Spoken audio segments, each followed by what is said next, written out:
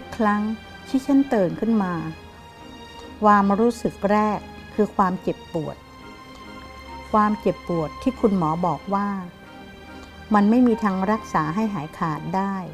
และฉันต้องทนอยู่กับความเจ็บปวดไปทั้งชีวิตใช่ความเจ็บปวดคือโรคข้อเข่าเสื่อม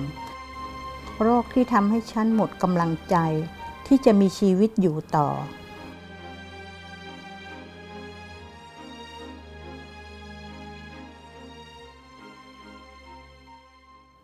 แต่แล้วทุกอย่างก็เปลี่ยนไปเมื่อฉันได้พบกับเขาคนนั้นคือเซลล์ต้นกำเนิด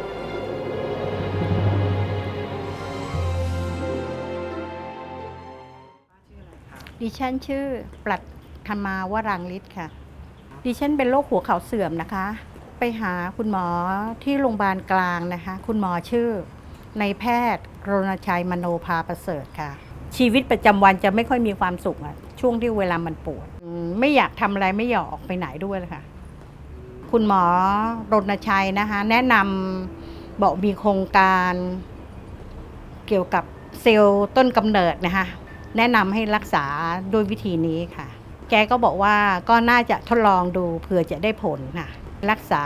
กับคุณหมอมานานแล้วนะคะแล้วก็มีความคิดว่าคุณหมอแนะนำว่าเวลารักษาใช้ไขมันของเราเองก็คิดว่าถ้ารักษาด้วยเซลล์ของเราเองนะคะมันจะไม่มีผลข้างเคียงแล้วก็ไม่มีโรคแทรกค่ะเลยเชื่อคุณหมอตอนฉีดรู้สึกก็ใหม่ๆก็ยังปกติก็ยังไม่มีอะไรดีขึ้นค่ะประมาณหลังจาก4 เดือนขึ้นแล้วก็รู้สึกว่ามันจะเริ่มดีขึ้นค่ะ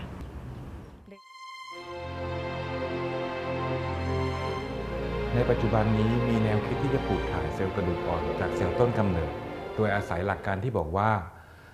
มีเซนไคมอลสเต็มเซลล์นั้นเป็นเซลล์ที่สามารถที่จะแบ่งตัวเองได้ตลอดเวลานะและสามารถที่จะเจริญเติบโตพัฒนาไปเป็นเซลล์ต่างๆของร่างกายเช่นเซลล์ไขมันเซลล์กระดูกเซลล์กล้ามเนื้อรวมถึงเซลล์ของกระดูกอ่อนเองด้วยเนื่องจากว่าตัวมีเซนไคมอลสเต็มเซลล์เองนั้นมันช่วยลดอาการอักเสบภายในข้อได้ค่อนข้างดีทำให้เราคาดหวังว่า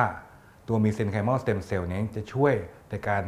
สร้างผิวข้อที่สึกกร่อนให้กลับมาสู่ในภาวะปกติได้ดีเช่นกันเราแบ่งการติดตามผลออกเป็น3ระยะด้วยกันคือในระยะแรก2สัปดาห์แรกหลังจากการฉีดระยะที่2 3 เดือนจากการฉีดระยะที่3คือประมาณ1 ปีจากการฉีดในแต่ระยะนั้นเราต้องการติดตามผลดูที่ว่าหลังจากฉีดไปในระยะ2สัปดาห์แรกนั้นว่าหลังจากฉีดไปแล้วผู้ป่วยมีปัญหาอะไรผู้ป่วยมีภาวะแทรกซ้อนใดๆหลังจากการฉีดยาหรือเปล่ามีการติดเชื้อหรือเปล่ามีการปวดบวมแดงของข้อเข่าที่ฉีดไปมากน้อยเพียงไร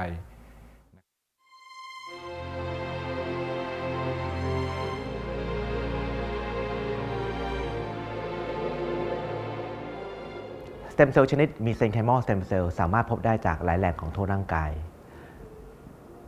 สเต็มเซลล์ชนิดนี้สามารถพบได้มากที่สุดในชั้นเนื้อเยื่อไขมันประมาณ1 กรัมนั้นก็จะมีสเต็มเซลล์ประมาณ 5,000 ถึง 10,000 ตัวแพทย์จึงนิยมใช้สเต็มเซลล์ชนิดนี้สำหรับการรักษาคนไข้เนื่องจากเป็นสเต็มเซลล์ของคนไข้เองมีรหัสพันธุกรรมเหมือนคนไข้ทุกประการโอกาสที่จะเกิดการต่อต้านนั้น 0% โอกาสที่จะเกิดความสำเร็จสำหรับการปลูกถ่ายนั้นคือ 100%วิธีที่ดีที่สุดสำหรับการนำเนื้อเยื่อไขมันออกจากร่างกายคนไข้คือการดูดไขมันจะมีแผลเพียงประมาณแค่3 มิลลิเมตร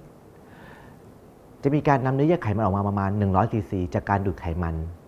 เนื้อเยื่อไขมันจะถูกนำเข้าสู่ห้องปฏิบัติการผู้เชี่ยวชาญทางด้านสเต็มเซลล์นั้นจะมีการละลายชั้นเนื้อเยื่อไขมันออกไปและจะคัดแยกเฉพาะสเต็มเซลล์ที่มีคุณภาพดีและแข็งแรงมากที่สุดเพื่อเพิ่มจำนวนจากระดับของ 10,000 ตัวจะเป็นการเพิ่มจำนวนถึงระดับ10 ล้านตัวถึง20 ล้านตัวเพื่อเพียงพอสำหรับการรักษาคนไข้แพทย์เจ้าของไข้นั้นจะมีการนำสเต็มเซลล์นั้นเข้าสู่ข้อเข่าคนไข้โดยการฉีดไปที่ข้อเข่าโดยตรงวิธีนี้จะเป็นวิธีที่ดีที่สุดเพราะสเต็มเซลล์จะอยู่ภายในและสามารถที่จะซ่อมแซมกระดูกอ่อนให้กับคนไข้ได้สเต็มเซลล์ของคนไข้เองเมื่อนำมารักษาจะสามารถกลายเปลี่ยนไปเป็นเซลล์กระดูกอ่อนได้ทำให้คนไข้มีคุณภาพชีวิตที่ดีขึ้น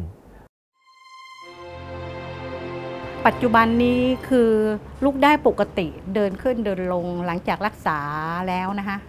เดินเหมือนปกติก่อนที่จะเป็นหัวเข่าเสื่อมค่ะซึ่งสมัยก่อนนู้นจะเดินทรมานมากขึ้นลงบันไดนี่เจ็บมากเดี๋ยวนี้ไปเที่ยวต่างจังหวัดได้ค่ะ ไปไหว้พระกับเขาก็ได้อะไรเดินได้ค่ะเดินคล่องขึ้นสบายขึ้น ต้องขอบคุณคุณหมอรณชัยนะคะที่แนะนำวิธีนี้ซึ่งได้ผลดีมากเลยค่ะก็คิดว่า